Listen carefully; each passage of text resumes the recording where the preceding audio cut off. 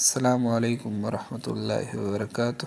محترمو اوریدونکو، زه ستاسو لپاره نن بیا یو بهترین عمل هغه ذکر کوم. د دې عمل په ذریعې سره به الله رب العزت انسان ته د رسول الله صلی الله علیه وسلم هغه زیارت نصیب کوي چې رسول الله صلی الله علیه وسلم د هر کلمه گو د هر مسلمان هغه پیغمبر او رسول دی، او هر مسلمان هغه دا غواړي چې ماته رسول الله صلی الله علیه وسلم هغه زیارت نصیب شي او زه رسول الله مبارک سره هغه ملاقات وکړم. نو کوم کس چې دا ارزو لري او د رسول الله مبارک د ملاقات خواهشمند وي، نو هغه ته پکار دي چې دا عمل وکړي. هغه عمل څه دی؟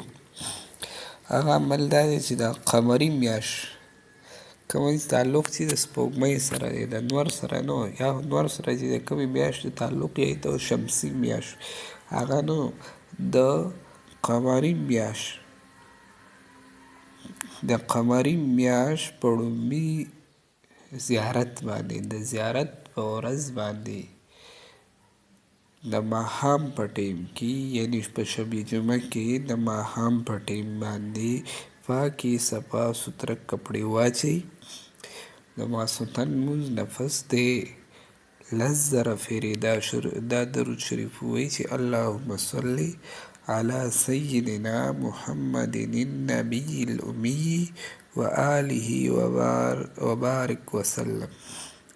یو پېره بیا اللهم صل علی سیدنا محمد النبی الامی و آله وبارک وسلم.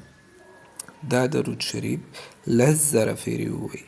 د دې نه پس بیا 1000 پېرې سورت کوثر ووایئ. مختصر سورت دی سورت کوثر، یعنې انا اعطیناک الکوثر فصل لربک وانحر ان شانئک هو الابتر. دا سورت 1000 پېرې ووایئ. بیا د دې نه پس چې کوم دی درود شریف دی وایي او د هغې سره سره د خپې جنوب طرف ته وغځئ او په ښي طرف باندې دې څملي. نو انشاءالله په لومړۍ پېرې عمل کولو سره به د رسول الله صلی الله علیه وسلم د خاتم النبیین صلی الله علیه وسلم هغه دیدار هغه الله رب العزت ورته ورنصیب کوي.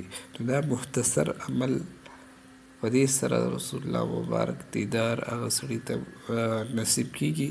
نو هر مسلمان کلمه ګو له پکار دي چې هغه دا عمل وکړي.